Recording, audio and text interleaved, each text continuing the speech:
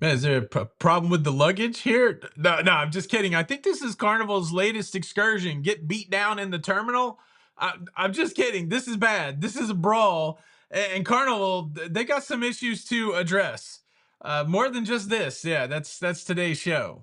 Let's go.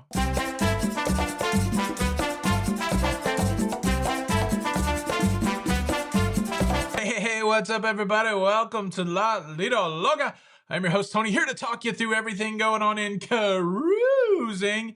It's a cruise show on a Monday. It's for your face, and let's start with this fracas. Man, Carnival cannot catch a break. I don't know what went on there. I got a message from a guy that was on the Carnival Jubilee saying that several fights had been broken up on his cruise because of an altercation at the basketball court. And then he said that the thing that we saw happen in the terminal here was a continuation of that.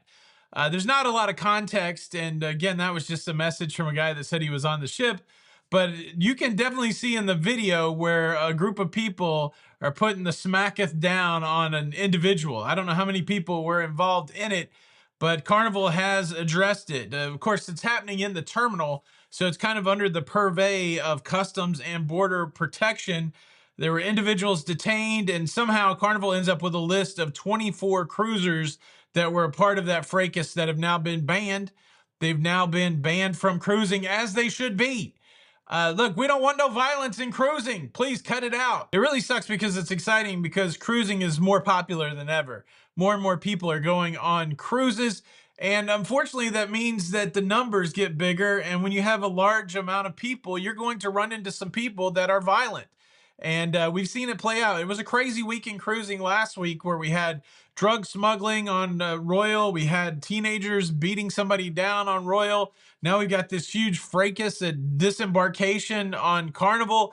And the problem is, like from the outside, when you look at it, you look and say, okay, is this what cruising is all about? And certainly it's not. These are outlier events. Millions of people cruise every year without incident.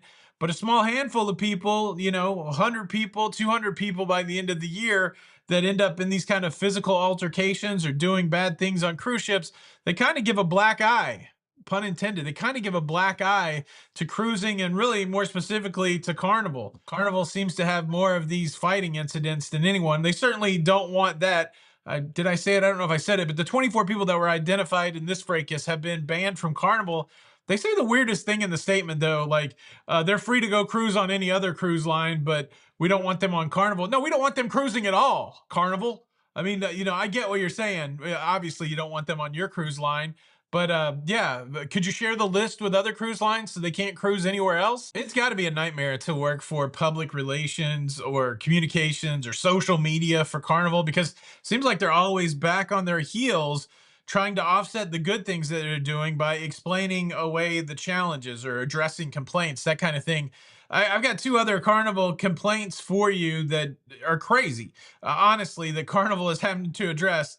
I could not imagine running a multi-billion-dollar corporation and having to address issues like milk. Recently, somebody sent a message to Carnival Cruise Line chastising Carnival, saying that 8 out of 10 of every American drinks a glass of milk with breakfast, lunch, and dinner. And anytime that they're on a Carnival cruise, they're trying to get a glass of milk at breakfast, lunch, and dinner. And because, Carnival's not hip to the fact that so many Americans drink milk, that the service of the milk is often so slow that milk that should be served ice cold is not ice cold. So there's a delay in service, and then there is a quality problem because the milk is not ice cold. 8 out of 10 Americans drink. I'm curious as to whether or not that is true because I would be one of the 2 Americans that don't drink a glass of milk at every meal. I don't drink a glass of milk once a month. What do you think? A reasonable complaint? And if it was up to us, how could you solution it? I think what you could do, and I would love to see this implemented on multiple cruise lines. I think each cruise ship should have its own milk cow. And then the cow could just walk around the main dining room for breakfast, lunch, and dinner. And then you could just get it from the tap. You just get the milk right from the tap, right? Louis Pasteur said, don't do that. But I think I think that would be a solution. Carnival, where you at? Where's the milk cows? Come on, man. 8 out of 10 Americans. You know, look, I do have another crazy carnival story to tell you, and then I want to talk a little bit about what I think the challenges for carnival is. But I really want to go get a glass. I need to take a break, a milk break. Let's take a dance break. Dance break.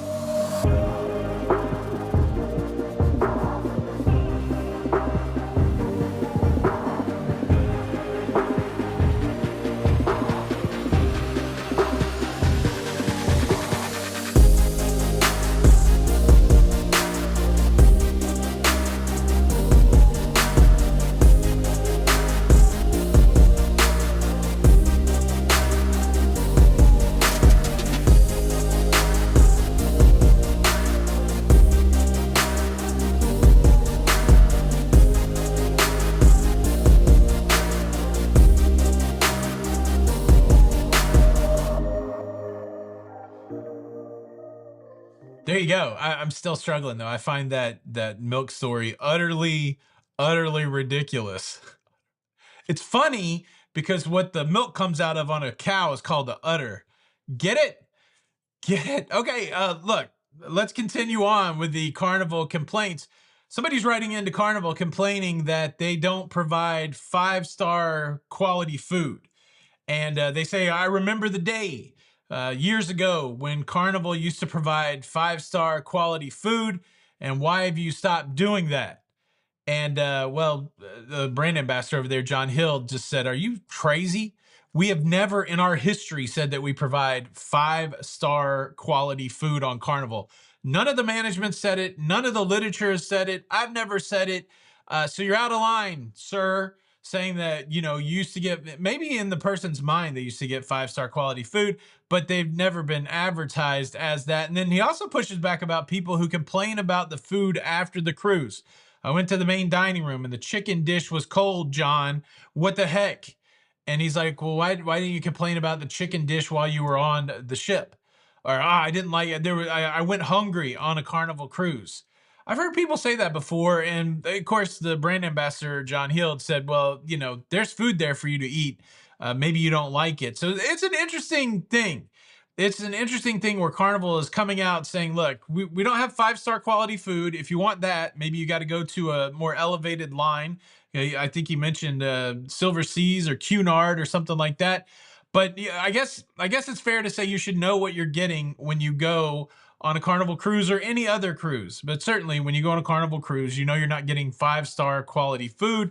But the point is well made that if you do have issue with the food that you are getting on your cruise during your cruise, you should ask the people that work in food and beverage to help you out during your cruise. So there's that. And I guess the thing I want to kind of process through is just a broader question. Does Carnival have a problem, or are they being a little bit victimized by the culture in which you can complain about anything and that everybody kind of has a voice to complain about everything? Are they being victimized by the fact that isolated incidents get a broad audience and those isolated incidents are pretty dramatic incidents? And do they even care? That's the interesting thing. I think certainly they care. They care about their customers. They care about all of those things because they're out there, one of the largest cruise companies in the world, trying to provide a low cost cruise experience that reaches the masses. I think certainly I've never seen their mission statement or anything like that, but it does seem like that's what they're all about, trying to provide a great cruising experience for the most amount of people possible. But because they're so open with their social media and because they're a little bit of a punching bag, pun intended, in the cruise industry, I think they come under a lot of scrutiny. But could that scrutiny be working for them? I think that's interesting. Like, I love going on a Carnival cruise. I certainly don't avoid Carnival cruises. I think they're one of the most, they're the one of the funnest cruise experiences that you can have. And I'm very aware of what it is, right? Most of the time it's a, less expensive experience. I know that the food's not going to be 5-star. And I know that sometimes they attract people that are going to get a little crazy. I think I know all of that going in because I've had several years of cruising experience and I've tried, 10 different cruise lines. So I think I understand what I'm getting. But what does this mean for the never cruised and the new cruiser? I really wish I could be in some of those meetings that Carnival has, because I feel like this would be a discussion point. I would love to see the data on it. I wonder, like, if there's data that says, okay, a brawl happened and got publicized on this day, and now we're tracking less bookings over the next few days, or we're tracking more bookings over the next few days. I wonder if it even moves the needle. I would love your guys' opinion on that. Do you think this kind of thing, hurts Carnival in the long run? Do you think it's just a blip on the radar? Do you think more people would book for this? I mean, there's a lot of different ways you can go down the road in that conversation. And then the big question for today, which I'll leave in the first comment if you'd like to answer along: which cruise line has the best food? I'll give you some choices and you can add your own. That's your cruise show for Monday. If you really want to be up to date with everything going on in cruising, check out this video next. YouTube knows you haven't seen it, and go ahead and subscribe. Tony for La Lido Look. Until the next time, we'll see you on the Lido.